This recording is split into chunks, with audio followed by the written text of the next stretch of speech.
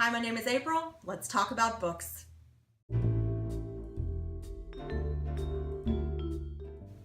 This is part 2 of my August wrap-up. I've already put up a video about the audiobooks that I listened to in the month of August, and I will link that up here as well as in the description box below. Today I'm going to talk about the 7 written books that I read during the month. The first book I read during the month was Rebecca by Daphne du Maurier. I read this as part of a read-along with Krista from Books and Jams, whose channel I will link below. I also have a review of sorts, spoiler-free and without words, in a video that I've done previously, which I will link up here as well as down below. Overall, I did enjoy this book, although it was a slow burn for me. I felt like there was a lot to slog through before any action occurred. I didn't particularly care for the narrator, a nameless woman who is very young and very naive. This is meant to be a love story between her and Maxim de Winter, but I never bought that. I thought that he was very controlling, and I thought that she was easily controlled, and so I felt that he kind of chose her for that reason. Though she insists throughout the book that the two of them are very much in love, I never saw any evidence of that, and so it did kind of make a lot of the events unbelievable for me. I found Mrs. Danvers, who is set up to be the villain of the piece, to be the most compelling character in this book. I wanted to know more about her. As I was reading, I pictured her as Cinderella's stepmother from the Disney movie because that's almost how she was described in the book. I thought that her motives were probably more complicated and more complex than any of the others that were described in the book. I wish that we could have learned more about her and where she came from. And as I said, overall a pretty good book, although you have to kind of stick with it until you get to the good stuff. The next book that I read was called Mrs. Harris Goes to Moscow, and it's by Paul Gallico. This is the 4th and final book in the Mrs. Harris series. The first of these is Mrs. Harris Goes to Paris, and that's the one that I enjoyed the most. In this particular book, Mrs. Harris wins tickets to go to Moscow, and so she takes her best friend, Violet Butterfield, and off they go. This happens during the height of the Cold War, and so it is very clear throughout the book that Paul Gallico has no regard whatsoever for the Soviet Union. The hatred and the fear that he has for it emanate from the page. I did not find this particularly enjoyable to read for that reason, but also because I felt that Mrs. Harris's character had taken a nosedive in this book. I thought she was far less charming and far more nosy and more of a busybody than she had been in any of the previous books. As I said, the first of these is my favorite. I smiled the entire time that I was reading that book, and I felt that there was a decline in the quality of the books with each subsequent sequel. This one I could have skipped and wished that I had. If I were recommending any of the books to a friend, I would just suggest that he or she read the first one and then quit. The next book that I started is called A Conspiracy in Belgravia, and it's by Sherry Thomas. This is the second in the mystery series called the Lady Sherlock series. I got this as a digital ARC from NetGalley.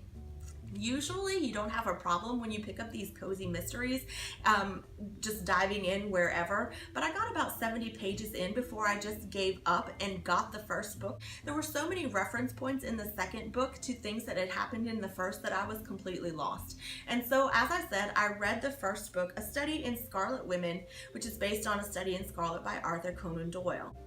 I realized as I was reading these books that I haven't really read much of Arthur Conan Doyle's version of Sherlock Holmes. I've read a bunch of reimaginings and retellings, but not the original source material. And I feel like there were a lot of allusions that I missed in these two books, but I didn't really care. That's because I didn't really like the books. The main character, Charlotte, in the first book, A Study in Scarlet Women, finds herself in a compromising position with a married man. This takes place in the late 1800s in London, so that means that her reputation is shot. She runs away from home, but her family is poor anyway, and so she tries to get a job, but people aren't really hiring women at that time, and so she's almost destitute when she meets a woman whose name is Mrs. Watson. She's a retired actress who's probably in her 60s, and she's got a little bit of money in her retirement, and so the two of them open up a business together on Baker Street, which is a consultation firm.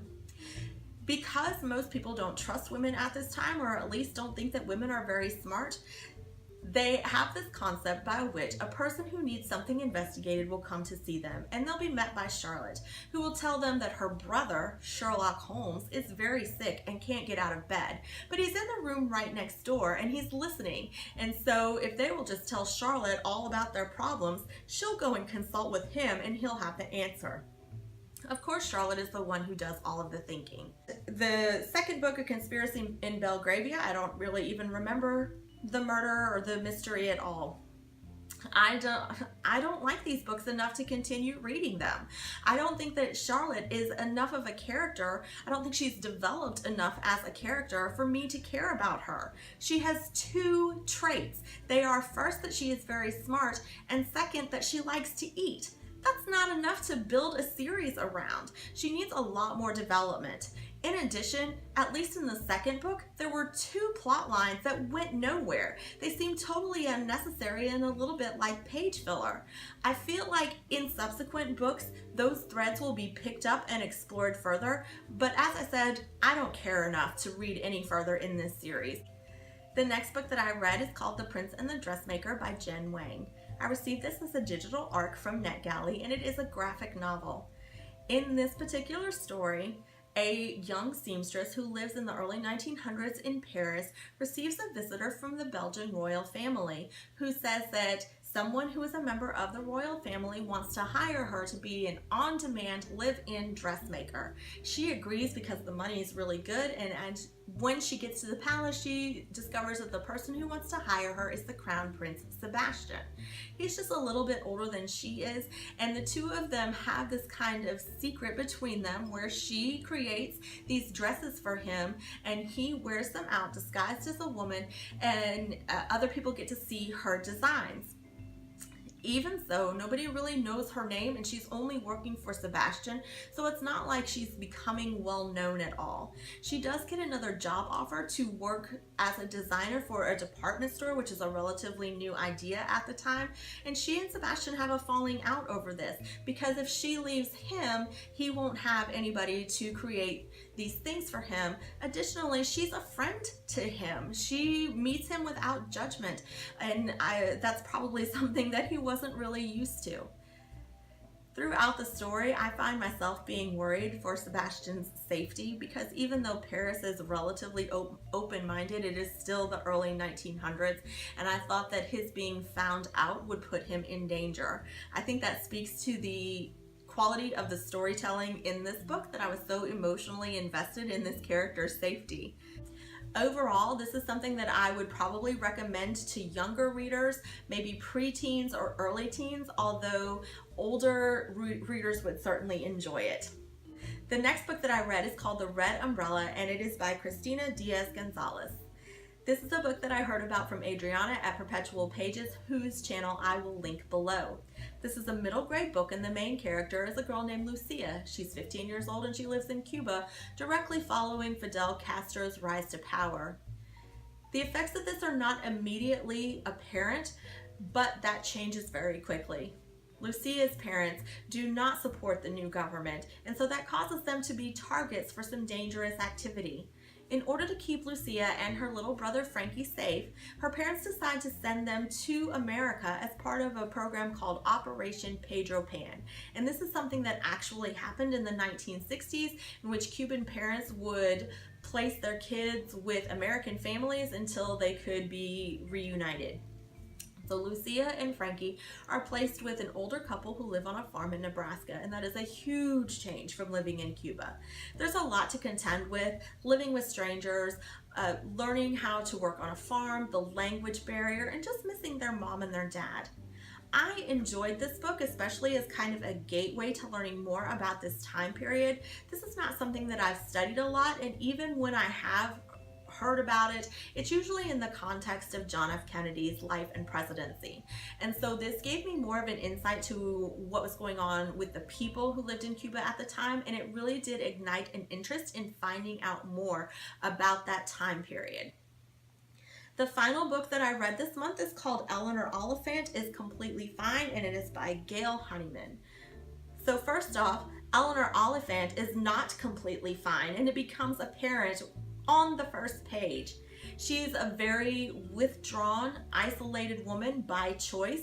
She's 30 years old. One day she goes to a concert for a local band and she falls hard for the lead singer and somehow convinces herself that he is the one.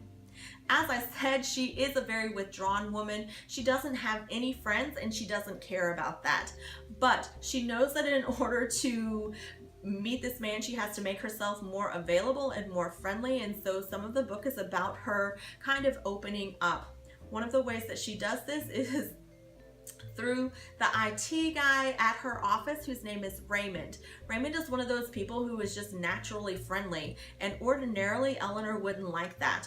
But one day she and Raymond are walking outside and they witness another man, Sammy, keel over.